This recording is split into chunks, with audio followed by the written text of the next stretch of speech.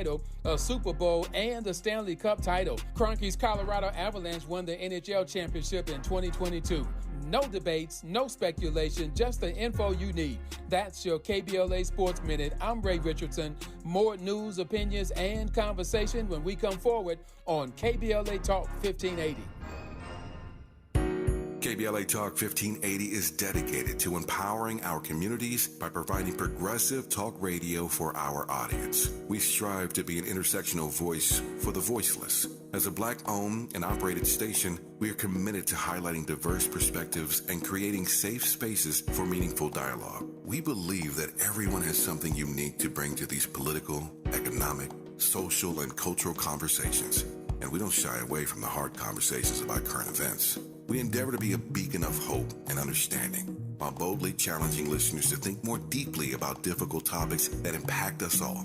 With this in mind, our mission statement at KBLA Talk 1580 is simple: to create an inclusive platform that promotes civil discourse through honest dialogue and encourages personal growth among our listeners, so they can become the active agents of change. Our vision is to establish ourselves as the premier radio network with relevant programming across the beloved community, connecting people through shared experiences and collective power for lasting impact beyond these challenging times.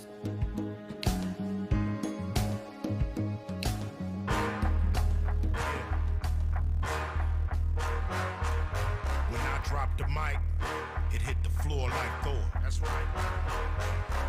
You can't pick it up no more. Don't even try. Y'all know what it is. Y'all know what it was. Y'all know what it shall be. Get smart for the start, before it get dark, before they hit you with the pitchfork. Better crip walk, this is real talk. Smoke push, ambush, then we peel off. Still rolling with the wheels off. Always looking out for the crisscross. I'm a bigger boss than Rick Ross. Always winning. Get lost. It's the warlord. Bring the voodoo. When I bail through, it's crazy like Bellevue. What they tell you, leave that boy alone, like Home Alone. Like a skull and bone, arrest the president. You got the evidence, that is Russian intelligence. When it rains, it pours. Did you know the new white was orange? Boy, you're showing your horns. They trying to replace my halo with thorns. You so basic with your vape stick. Let's go apes in the matrix. Arrest the president. Arrest the president. Arrest the president. You got the evidence. KBLA Talk 1580. Yes, indeed. He's here. You guys have been waiting for him. He holds the Moores Professorship of History and African American Studies. He at the University of Houston. He's the author of more than 30 books and 100 scholarly articles and reviews. He has got books for you on Amazon. You can find him at a Black bookstore near you. Dr. Gerald Horne, good morning. Good morning to you. Great to hear your voice. Welcome back. Well, thank you for inviting me. Yeah, so big things going on since I last talked to you. Starting, I guess we might as well start with the most obvious, the arraignment of the former president of the United States today in Florida. Yes, the Miami authorities may expect thousands to appear. Of course, there have been threats of violence by the Trumpistas, including the failed nominee for higher office, speaking of Carrie Lake, who said that in order to get to Trump, the authorities of the United States will have to plow their way through 75 million folks, that is to say the Trump base, who voted for him in 2020, many of whom are NRA members, National Rifle Association members, meaning they're carrying pistols. There are 36 charges plus against Mr. Trump because of his apparent refusal to return sensitive government secrets, documents concerning U.S. national security vulnerabilities, including war plans, presumably against Iran. There is a possibility, and I underline possibility, that Mr. Trump could be convicted on federal charges, and then if a Republican wins in November 2024, he could be pardoned, a pardon that does not necessarily apply to the criminal charges he'll be facing in New York City.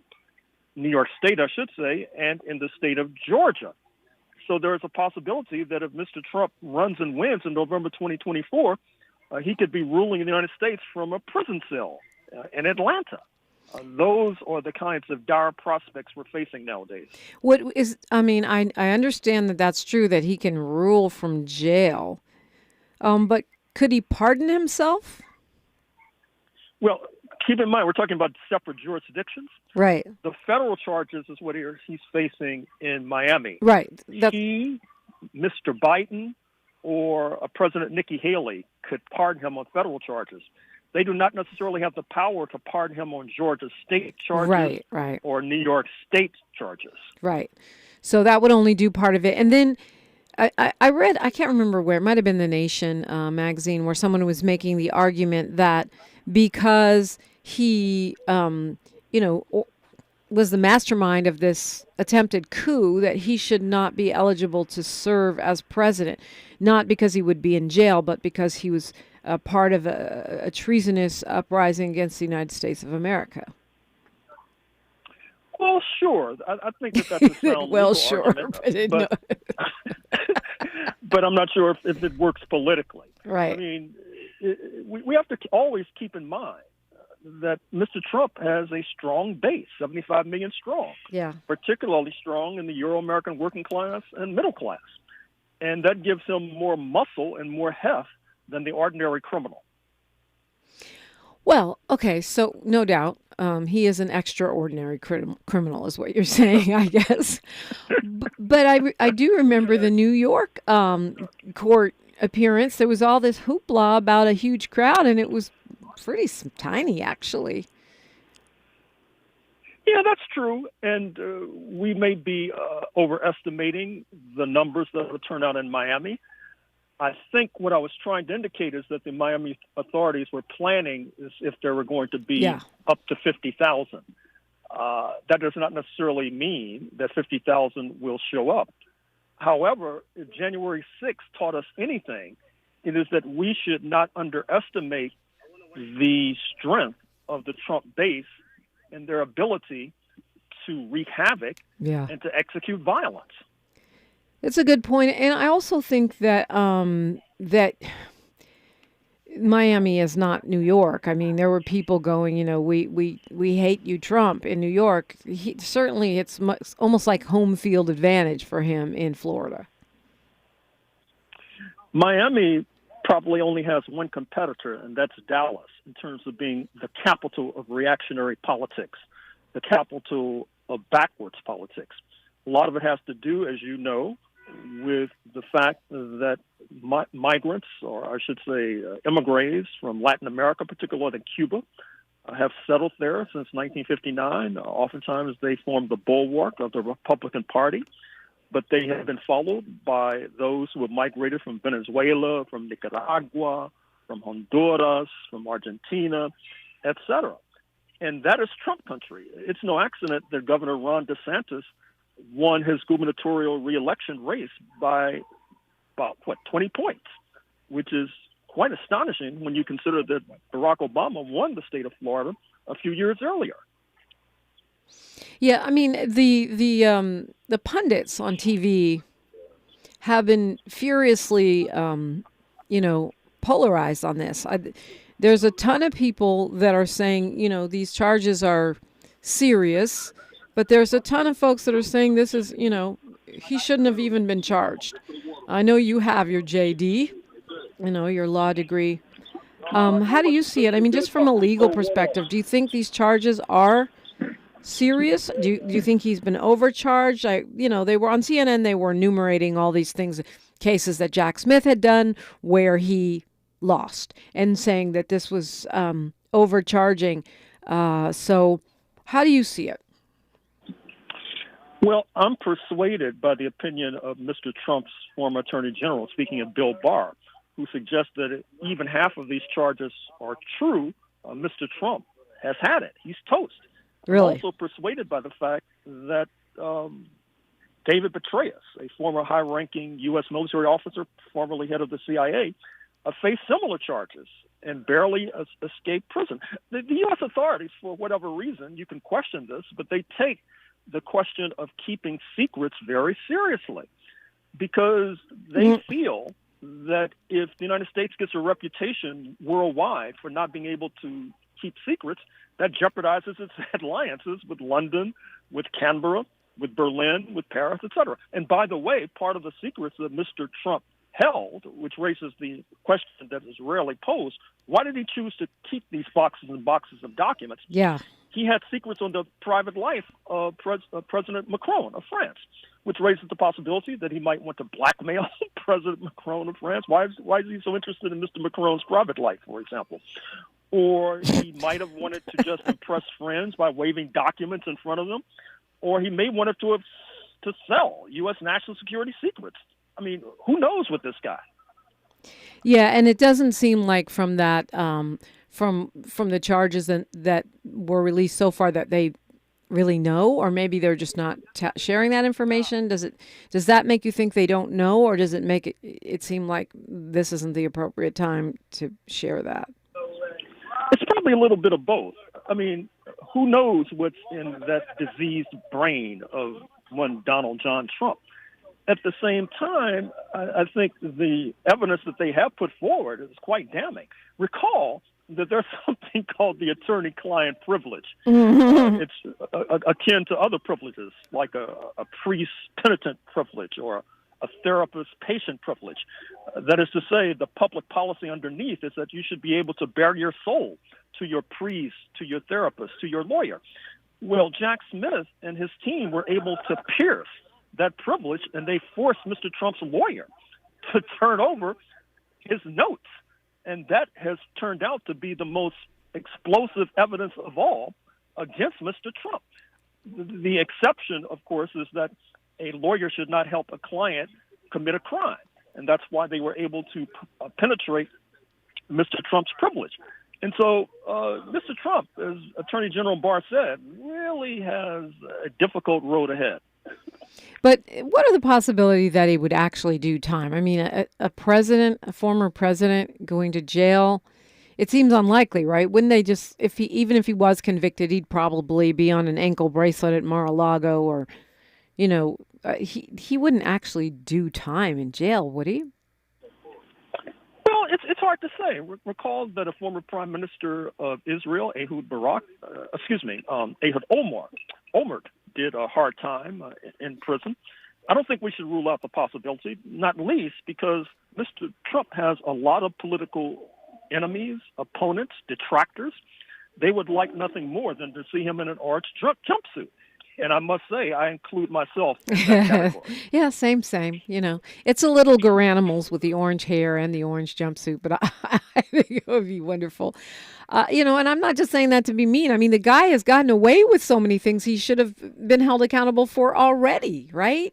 The emolument stuff, the sexual assault stuff, for the most part, he's gotten away with. So for me, it's just long overdue. And keep in mind that this may be part of a wider trend. I'm sure you saw the obituary of Silvio Berlusconi, the late Prime Minister of Italy, who was sort of a Trump clone in the sense that he was a reputed billionaire. He played fast and loose with the law. He was even accused of being implicated in murder. I don't think Mr. Trump has been accused to that extent, as I recall. So this rise of these right-wing billionaire populists, I think we need to think more deeply about why this is happening.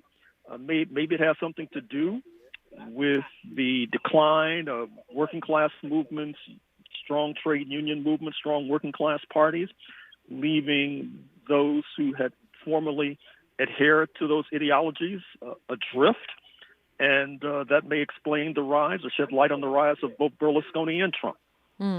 Talking with Dr. Gerald Horne, and you, if you want to join in, 800-920-1580. And this is KBLA Talk 1580. More of First Things First with Dominic DePrima when we come forward. You know those cigarette butts that you see every day? They're made of microplastics and they line our streets and waterways. On California beaches, they're the #1 plastic you'll find. Over 35 years, cleanups have collected millions combined. But no matter where you see them, they're all getting smaller, eventually leaching into our food, our air, our water. The tobacco industry's to blame for all of the harm that they do. For the harm to the people we love, and the harm to you too. Learn more at undo.org. I mean, if you like crisp nacho fries covered in bold Mexican spices, then you have to try Steak Chili Verde fries. They're like nacho fries, but with grilled steak topped with spicy Verde sauce with kicks of jalapeno and lime. They're basically the younger brother of nacho fries, who's better looking, smarter, makes more money. But nacho fries has like 53 more followers, so it evens out. Steak Chili Verde fries are here. Get them today, only at Taco Bell. At participating U.S. Taco Bell locations for a limited time only while supplies last. Contact local store for hours and participation which vary. If car designers can make cars look like anything, why are there so many boring cars? Why not a car that looks like an ancient sword? Or the future? The sky isn't even the limit at Nissan. Why be boring when you can make a katana blade slice through traffic? That's the Nissan Z. Or something from the future whizzing by. And that's the Aria. Nissan. We design for thrill. 2023 Aria has limited availability. See dealer for financing details. Join the city of Santa Monica and the Juneteenth Celebration Committee, Inc. for an afternoon of music, unique food, craft vendors, and local resources to celebrate the 31st annual Juneteenth on Saturday, June 17th from 1 to 7 p.m. in Virginia Avenue Park under the theme of Coming Together in Appreciation, Reconciliation, and Commemoration. This year, the main stage will feature a stellar lineup. Local blues artist Sonny Green, who will kick off the event with a lively set of classic soul and blues. Chaz Ross will lead his traditional participatory drumming performance. Victory Boyd will perform original classic soul, jazz, folk, and gospel music. Arise Roots, a prominent American roots reggae band, and Climax, featuring Cheryl Cooley, will perform their classic songs. Join the city of Santa Monica in the Juneteenth Celebration Committee, Inc. to celebrate the 31st annual Juneteenth on Saturday, June 17th from 1 to 7 p.m. in Virginia Avenue Park in Santa Monica. The conversation continues right now with Dominique DePrima on First Things First. Dr. Gerald Horne is my guest. Dr. Horne, people have been clamoring for you. Like, you have a whole KBLA fan club, and I know they're happy that you're here. So let's talk about your new book.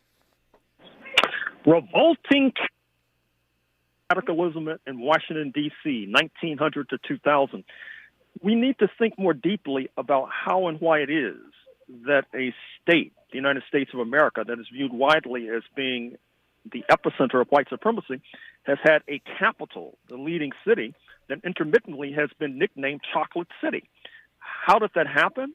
What are the consequences?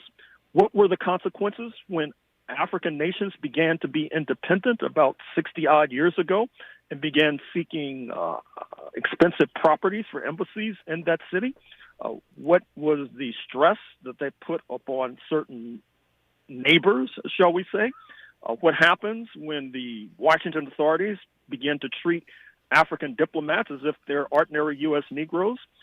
What happens at Howard University, where, as you know more than most, it is the capstone of black higher education, attracting folks like the man once known as Leroy Jones, Mary Baraka, Toni Morrison, Stokely Carmichael. What happens when Howard University begins to attract those from the Caribbean who also are coming from independent states, and they do not appreciate being manhandled and roughhoused by the U.S. police authorities and the Washington police authorities? Why is Washington probably the most surveilled city on earth, with Metropolitan Police, Capitol Police, Park Police, police across the border in Maryland, across the border in Virginia, CIA, DEA, FBI, in a city otherwise known as Chocolate City? What does that lead to? And that's what my book deals with. Sounds fascinating. Out now. Revolting Capitol, Racism and Radicalism in Washington, D.C., 1900 to 2000. Can't wait to crack it. Although I must say, Dr. Horne, your books, a lot of times, maybe it's just me because I'm slow, but I find myself rereading pages. It takes me 100 years, but it's very, very good reading. It's just like, what does that word mean? Man, this guy's vocabulary is bigger than Africa. But that's And I'm sure you're probably already working on your next one. Dr. Horne, you there? Oh, okay. Dr. Gerald Horne's latest book, Revolting Capitol, Racism and Radicalism in Washington, D.C., 1900 to 2000. I'm still reading The Counter-Revolution of 1836, Texas Slavery and Jim Crow and the Roots of American Fascism. At least I typically read a lot of books all at once. I'm sure that you're already working on your next one, right? It's on Southern California, not only Los Angeles, but the area stretching from Santa Barbara to San Diego, in the context of the Black Panthers, the NAACP, the Communist Party. It's going to be a blockbuster, if I have to say so myself. Yeah, wow, good stuff. Amazing stuff. And people were calling with questions and things. We'll get to some of those, the ones that are too chicken to ask you themselves, that left the questions with me. But what else should we be looking for today? I mean, Rachel Maddow had an interesting conversation on her show last night where she was comparing what's going on with Trump now to Vice President Agnew, Spiro Agnew, and how he narrowly avoided jail time by agreeing to step down. And I guess her point was this isn't as unprecedented as we think it is, but it's still pretty major historic kind of stuff. What else would you think we should be tracking? Well, track the size of the crowd in front of that courthouse. Track the composition of the crowd. You know that the head of the Proud Boys, Enrique Otario, is of African descent, even though they pledge allegiance to white supremacy. We should pay attention to if those folks are in the audience. We should also pay attention to the legal team of Mr. Trump. He's had trouble finding lawyers to defend him because he stiffs his lawyers. He doesn't pay his bills. And then, of course, there are a number of lawyers who don't want to be associated with him. One said that his wife would divorce him if he took on Mr. Trump as a client, and his children would stop talking to him. So those are things we'll be able to see when the arraignment unfolds. Yeah, that's. I understand he was actually interviewing attorneys yesterday. That's true. That is so ghetto. Your arraignment is tomorrow. You over here trying to find an attorney? You're the former president? What the actual heck? Well, pay attention to the judge, too. Mr. Trump's lawyer of old, I'm speaking of the late Roy Cohn, he used to say when he would go into court, he didn't want to know what the law was. He wanted to know who the judge is. And that is to say, Mr. Trump has an advantage in this case because the judge, Eileen Cannon, was appointed to the bench by Mr. Trump. She is a Trumpista. Yeah. I'm afraid to say she also has Latin American roots in Colombia in her case. And she could delay this case, for example. As a matter of fact, there's a possibility that there might be a mini trial before the trial. That is to say that Mr. Trump's defense team will charge prosecutorial misconduct. Now, if yourself or myself were the defendant, the judge would toss that claim out of court immediately. Right. She might decide to have a hearing on whether or not there's been prosecutorial misconduct, which could by the Department sanctions. of Justice, by the doggone Department of Justice. That's just insane. But this is the same lady that did that special master, whatever it was, right. mess, Exactly. right? Exactly. Where she delayed the beginning of this investigation by having a special master look over all the documents, and then that ended up not holding. That decision was overturned, right? Oh, absolutely. And it was overturned once again by a federal appeals court, also packed with Trump appointees, which goes to show how much she is in the tank for Mr. Trump. Yeah. And the sidebar for this entire case is Mr. Trump's co-defendant, the so-called body man, who is apparently going to go down with the ship.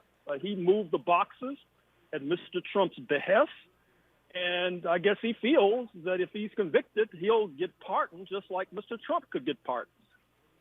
Yeah, well, I mean, Those pictures of all of those boxes of classified documents in a bathroom and, documents spilling out onto the floor. I mean, it's kind of mind-boggling.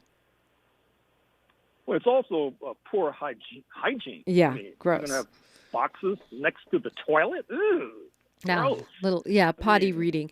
I mean, it is very ironic that all of these folks who were chanting "lock her up" about Hillary Clinton are now defending Trump, and some people can't make sense of it. The presidential candidates in most elections, you have a federal arraignment. Your opponents for that position are going to jump all over that, but these folks can't lay down and swear fealty any faster. And look at the Republican nominees or potential nominees for president. I'm thinking of Uncle Tim Scott, from South Carolina. He's been eerily quiet. Why keep your eye on Tim Scott, the only black American thus far in the race? He's being backed by big money. Recall that when he had his announcement in North Charleston just a few weeks ago, in the audience was Larry Ellison of Oracle, who just surpassed Bill Gates' fortune, believe it or not. He's going to be one of the better funded candidates. I think he's running for vice president on a Trump ticket, but we shall see. I thought he was running for vice president too, but the fact that he's been so quiet about this arraignment makes me think maybe he's going all the way and trying to be president. I mean, because everyone else is, falling all over themselves to defend Trump. Everyone else that have declared for president so far on the Republican side. And I thought it was because they didn't want to enrage the Trump base or they were running for vice president. Well, yes, there are some notable exceptions. The erstwhile governor of Arkansas, speaking of Asa Hutchinson, who Mr. Trump refers to as Ada. I guess he's trying to feminize the former governor. And, of course, how could I forget Chris Christie, the corpulent former governor of New Jersey, who is basically a one-trick pony. All he does is attack Trump from the moment he wakes up in the morning till when he goes to bed at night. But the other candidates, Nikki Haley, for example, the former governor of South Carolina, she's obviously in the tank for Mr. Trump, doesn't want to alienate his base. And Mike Pence, Mr. Trump's vice president, he seems to vacillate. That is to say, when he announced, he said you should vote for him because he observed the Constitution on January 6th, as opposed to Mr. Trump. But now he's raising questions about the indictment, too. Yeah. So I feel like Mr. Pence needs counseling. Like, he really, really seems like he reminds me of like a hostage who's still very traumatized. We're talking to Dr. Gerald Horne. We've got news, traffic, and sports, and then more on KBLA Talk 1580. KBLA Talk 1580 is an intervention. When we come forward, includes you. KBLA Talk 1580, turning pain into power. I'm Mike Moore. Here's the latest from the Black Information Network. The panel of federal judges overseeing the lawsuit over Alabama's congressional map has scheduled a meeting to discuss the Supreme Court ruling in the case. The nation's highest court last week ruled that the state's most recently drawn map violates the Voting Rights Act. At issue is the fact that Alabama has only one black majority district, even though a quarter of the population is black. In Florida, the victims of the deadly Orlando Pulse nightclub shooting are being remembered 7 years after that tragic incident. Flags across the state flew at half-staff Monday in honor of the 49 victims killed in the massacre. At the time of the shooting, it was the deadliest mass shooting in American history. It is still the deadliest act of violence against the LGBTQ+ community. And that's the latest. I'm Mike Moore from your 24/7 news source, the Black Information Network and BINnews.com. Need an accident attorney by your side? All you got to do is call the Accident Guys. Injured in a car accident or at work? Call the Accident Guys. Because unlike other firms, an attorney will negotiate your case, not a paralegal. This is the KBLA Sports Minute with Ray Richardson. When people talk during the NBA season about the best teams in the Western Conference, the Golden State Warriors, Phoenix Suns, and even the Memphis Grizzlies were always mentioned before the Denver Nuggets. The Nuggets ended ended up being the best team in the West, and now they are NBA champs for the first time in the franchise's 47-year history. The Nuggets closed out Miami in 5 games with a 5-point win. Nikola Jokic was named Finals MVP.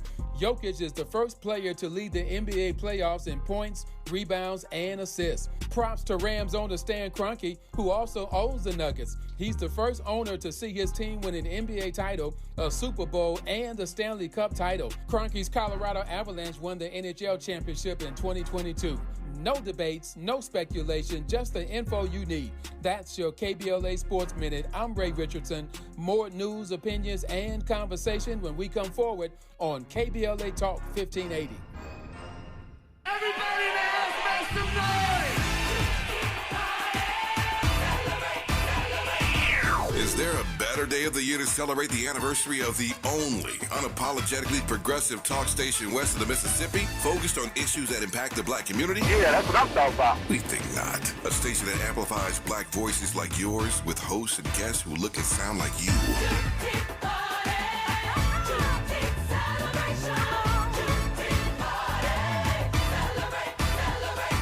Celebrating our second anniversary on Juneteenth, we're KBLA Talk 1580. And you ain't seen nothing yet.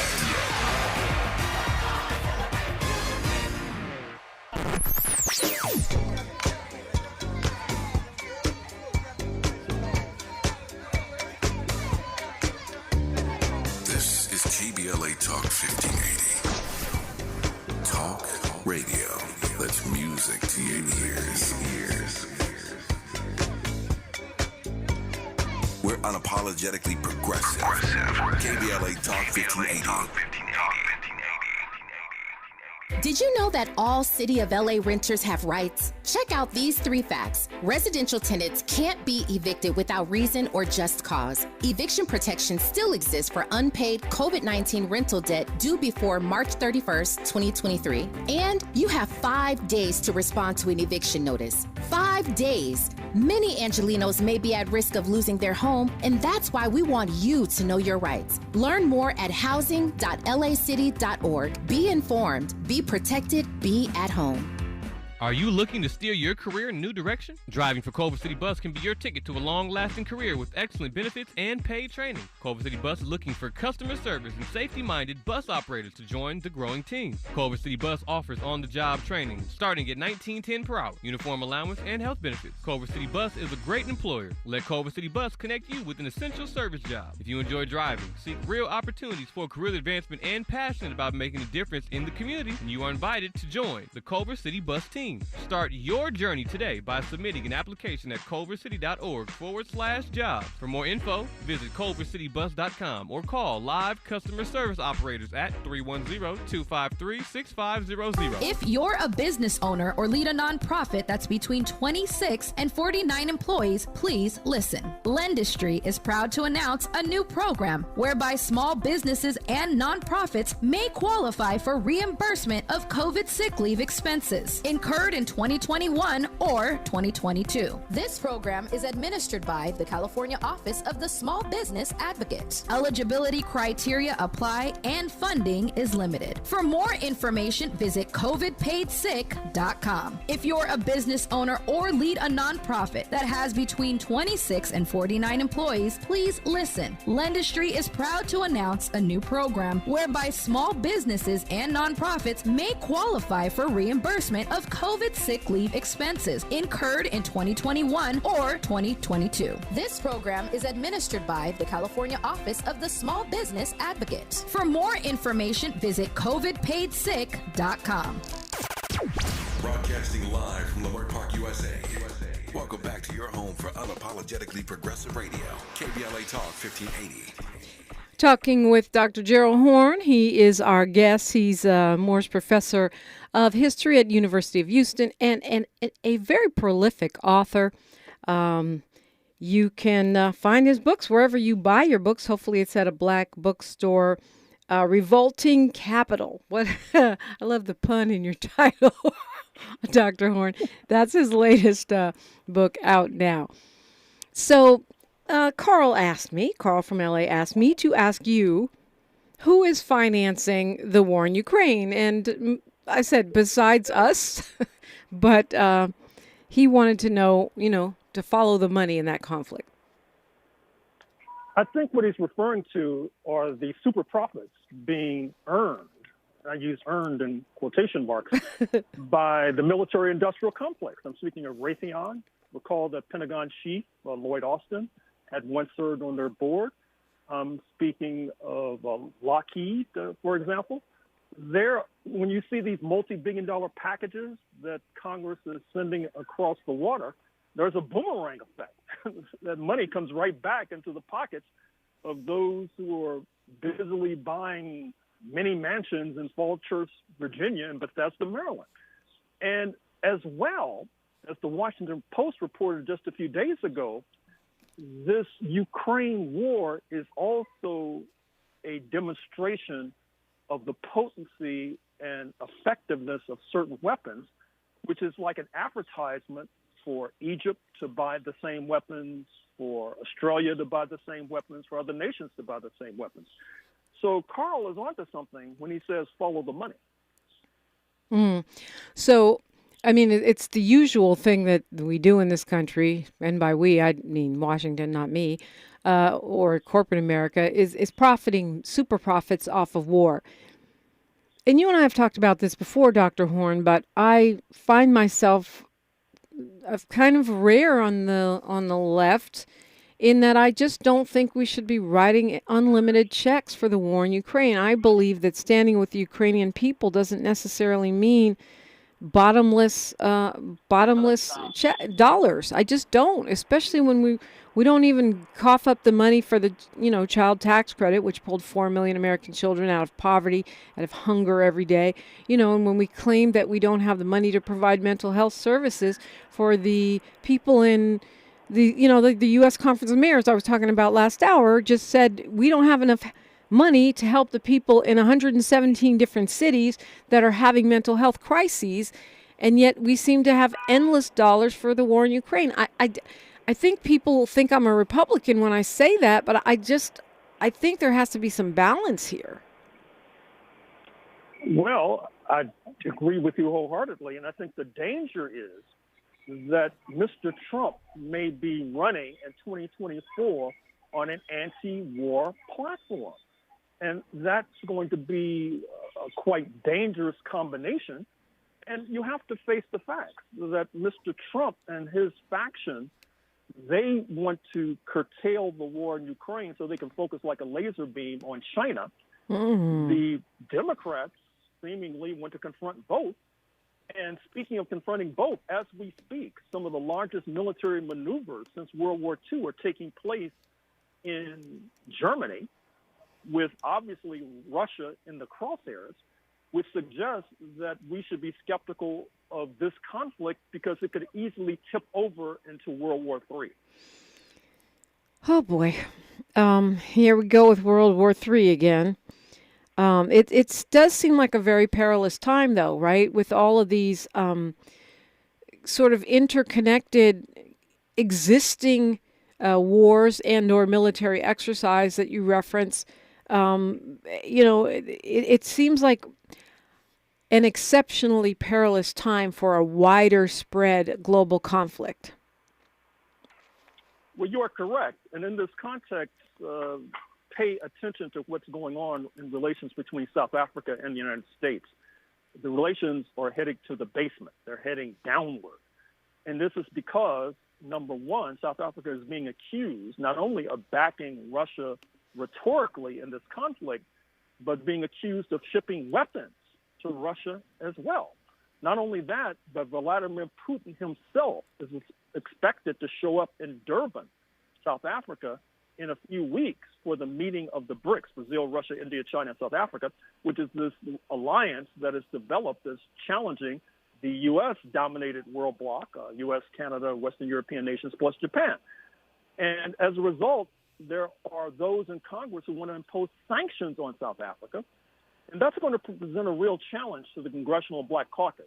And I would not venture a guess as to how they're going to come out on this. Yeah, just in time for me heading to South Africa on Monday.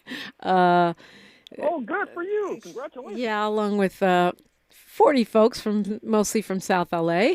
We're going to, we're not going to Durban. We're going to Johannesburg and Cape Town and out to the bush.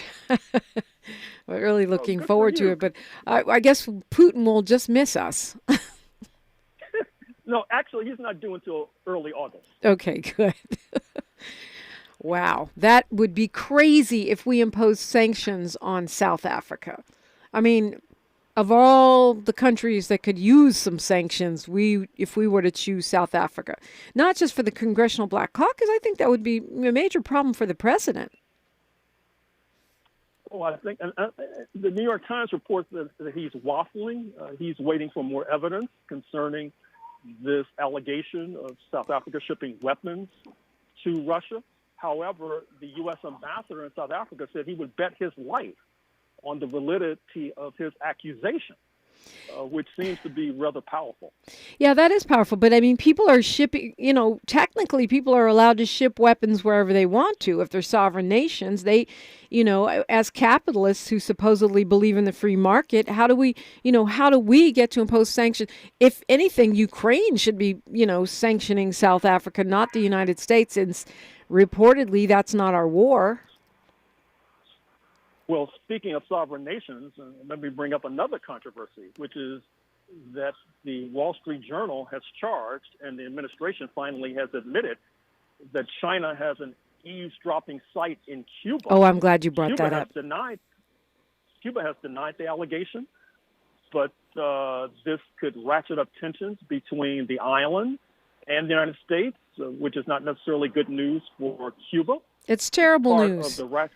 And the thing is that the Biden administration already has the most stupid policy towards Cuba. Now, this just gives them an excuse to do even worse, just in time for an election when they're already going to want to be pandering to those Venezuelans and others that you mentioned in Florida that, are pushing to the right. That is correct. And as you know, Cuba is going through hard times right now. It's probably the most difficult time for the island since the aftermath of 1991 when the Soviet Union collapsed. However, part of the good news for Cuba of late is that Mexico is now supplying more petroleum to the island, which is great news. And also Russia is supplying more petroleum to the island because, of course, you had these mile-long queues for cars and motorcycles trying to get their tanks filled. Hopefully those queues will disappear. Dr. Gerald Horne is our guest. We're taking your phone calls when we come forward on KBLA Talk 1580. She's reclaiming her time on KBLA Talk 1580. More First Things First with Dominic DePrima when we come forward.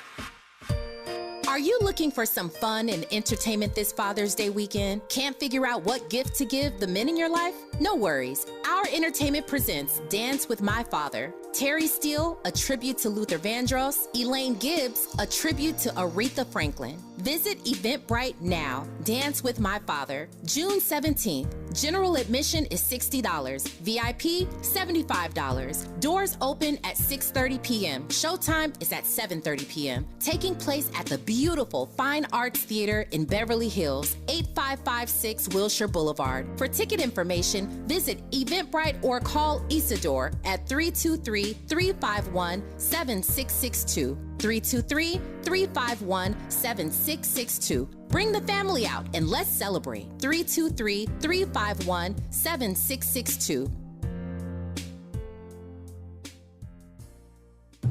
Have you faced discrimination in Los Angeles? The City of LA Civil Rights Department can help. They investigate private sector discrimination in LA City in commerce, education, employment, and housing. If you're facing discrimination, submit a complaint online for free at laisforeveryone.com. That's laisforeveryone.com or call 213-978-1845. I'm James Alexander of the Barcades and a proud member of AARP. I play bass for the Isaac Hayes movement, including the legendary Chef theme. Isaac Hayes was the first African-American to win an Oscar for Best Song in 1973. That was only the fourth Oscar ever awarded to anybody black. AARP members are history makers, past and present. In celebration of the 75th anniversary of Black Radio, this feature is proudly powered by AARP. What would you call a joy that is as solemn as it is sweet and knows no bounds? A joy that's beautifully rooted in soul and resilience. This is Black joy, a joy that reflects pride and honor despite every challenge. AARP believes the power of Black joy is limitless, and we celebrate this joy supreme. Join us in celebrating Black joy at aarp.org/Black community. Your ancestors' favorite radio station, and your favorite morning show host. Let's get back to Dominique DePrima right now. Right now. Oh, boy, Dr. Gerald Horne. I got to ask you about Cornel West running for president, but I promised phone, so we're going right to Dwight from Compton. Hi, Dwight. Good morning, Dominique. Good morning, Dr. Horne. I love your show. I thank Tavis and Miles and everyone there at this great radio station. Dr. Horne, you are so right about the military-industrial complex, which Dwight Eisenhower warned us about back in the 60s, how those funds directly affect the money that we give to the poor people. And Republicans, they always want to cut taxes for Republicans when they have a Republican president, and then they want to cut government programs when a Democrat is president. So, and all these Republicans, I feel, were responsible for January 16th because calmly, back when he wasn't supposed to announce that he was investigating Hillary Clinton, at the same time they're investigating Donald Trump, and he never mentioned he was still investigating Donald Trump. And then, more recently, the Republicans had two chances to impeach Donald Trump and remove him from office so he couldn't run again, and twice the Republicans let him off the hook. So all these Republicans are responsible for January 6th, for the problems of the poor, and how they flip the switch as soon as they prove that a point is a lie. Right, like Fox News lost $787 million in a lawsuit. They switched the channel to another episode or something else and never answer your questions.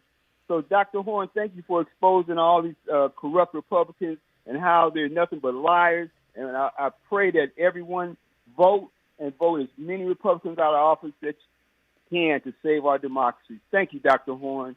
Thank you for everything you're doing to expose it. Thank you, Dominique. Thank you, Dwight from Compton. What say you, Dr. Horne? Well, I know you wanted to raise a possible remedy, which, of course, is Cornel West running for president. Is that the remedy? I don't know if that's the remedy or the disease. I'm not sure. I love Dr. West, but whew. Well, in the interest of full disclosure, I know we talked about Mark Whitley Thomas, and I confess that I'm a fan of Mark Whitley Thomas. As am I. And the same for Cornel West. I've known him for decades. I consider him at the apex, at the pinnacle of intellectuals and activists in this country. If I were to give any advice to him, however, I would say run in 40 states, like Texas. The Republicans have a stranglehold on Texas. They control everything from top to bottom. So how can you say that running in Texas is going to hurt Mr. Biden?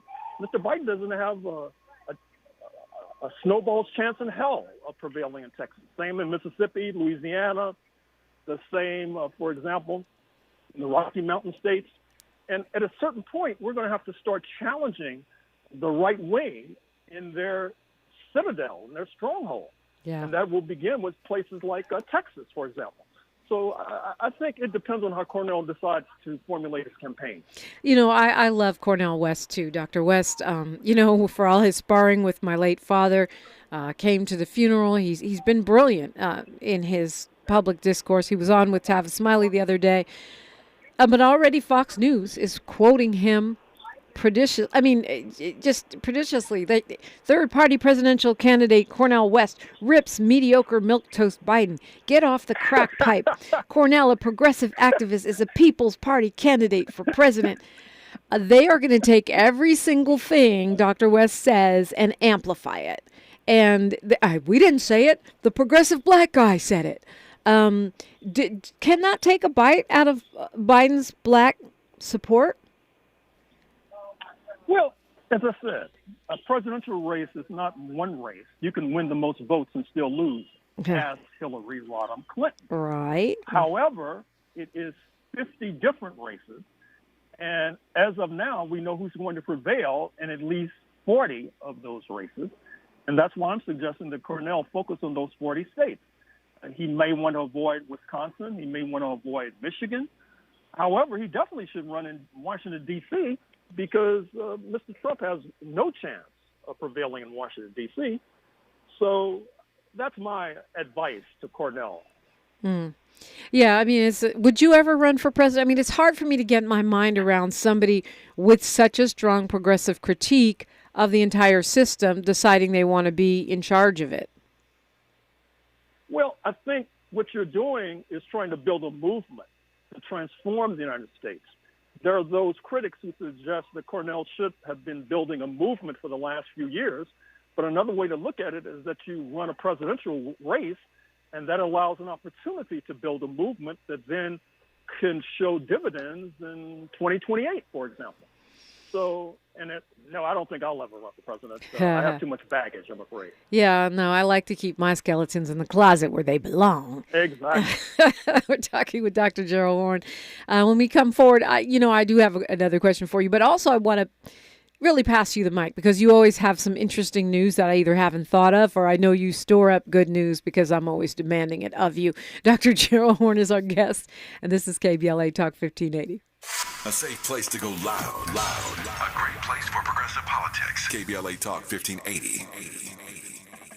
Sunday, June 18th, come out to Africa Town in Leimert Park for the Juneteenth Independence Revolution commemoration. The Independence Revolution will be part of a 3-day weekend to celebrate Juneteenth. Join in the national hashtag Wave of Freedom, where Black people across the country will stand in solidarity to demand reparations for Black American descendants of slavery. Hear from the frontline organizations who are fighting for better conditions for Black LA. Bring your dad to be part of the Honor Thy Fathers ceremony, which will acknowledge dozens of Black fathers in the community. See performances from some of LA's top local artists. Shop with a variety of local Black merchants selling food, clothes, art, and more. The Juneteenth Independence Revolution is a free event for the entire family. Sunday, June 18th from 11 a.m. to 6 p.m., come to Africa Town in Leimert Park to celebrate Black Independence Day. The Juneteenth Independence Revolution is brought to you by Africa Town Enterprise, the African Village Vendors Association at Leimert Park, Black Lives Matter LA, Downtown Crenshaw, and Destination Crenshaw. The possibility of lung cancer can be pretty scary, especially if you're one of approximately 8 million current or former smokers at high risk. That's why SaveByTheScan.org wants you to know that now there's a breakthrough low-dose CT scan that can detect lung cancer early, and it only takes 60 seconds. You stop smoking, now start screening.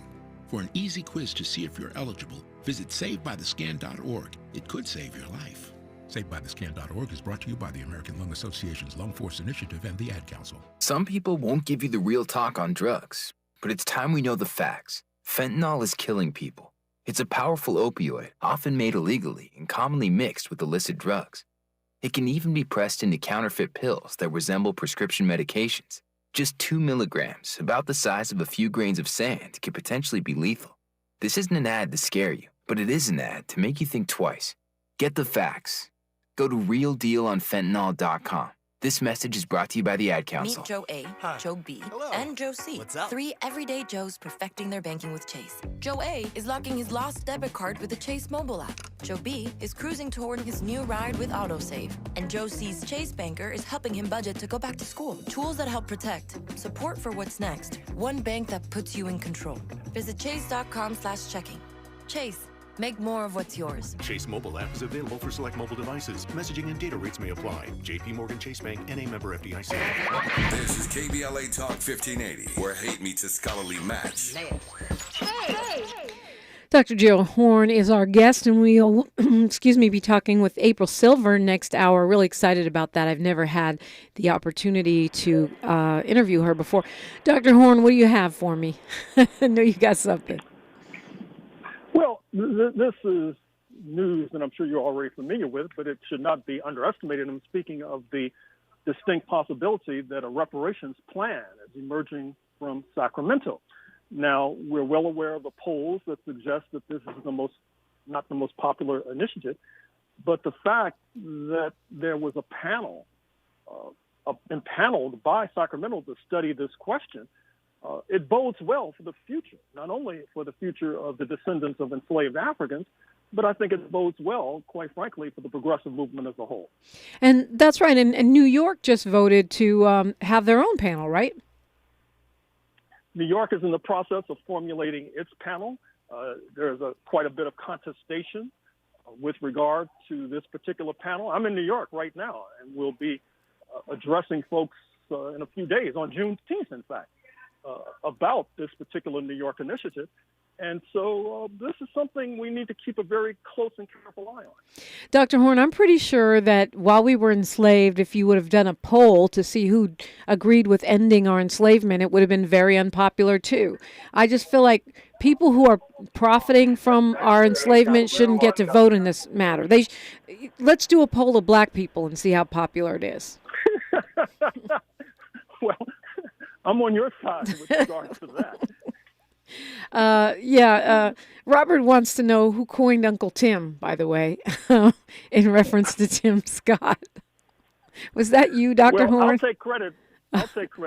Although I think I got it from somebody else, but now I can't remember. I mean, just like comedians, they steal jokes from other comedians. You're right. I steal lines from other pundits.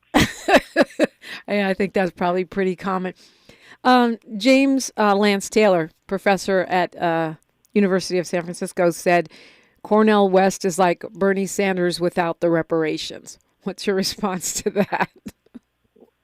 Without the reparations? I mean, no, with reparations. Yeah, basically he was saying that's the only thing he could add is reparations, because everything else Cornel West is talking about, Bernie Sanders already talked about. Well, let's face it, there are millions of people who agree with Cornel West, but the way the political system is structured, we're left out. We don't necessarily have a choice on the ballot. And I don't think that that's fair. I don't think it's sustainable. And I think that's what Cornel was fighting back against. Yeah. I mean, certainly like getting enough senators to reflect the number of people on ballots and such, that would help, right? I mean, the number of people in states getting rid of the electoral college, getting rid of the filibuster, all of those things would help with a real representative kind of democracy that you're referencing. Dr. Gerald Horne, as always, it's really a pleasure to have you on. I hope that while you're in New York, you're able to do major damage in changing the narrative about reparations, because to me, that's what it's about. When I say that maybe only black people should vote, that's what I'm talking about. Just as we did with marriage equality, I think we can change the narrative on reparations. And we have to do that, I think, by ignoring polls and continuing to tell the truth and create our own talking points about that. Dr. Gerald Horne, look forward to talking with you again soon. We've got news, traffic, and sports right now, and then we'll be talking with April Silver. That is next on KBLA Talk 1580. KBLA 1580 Santa Monica.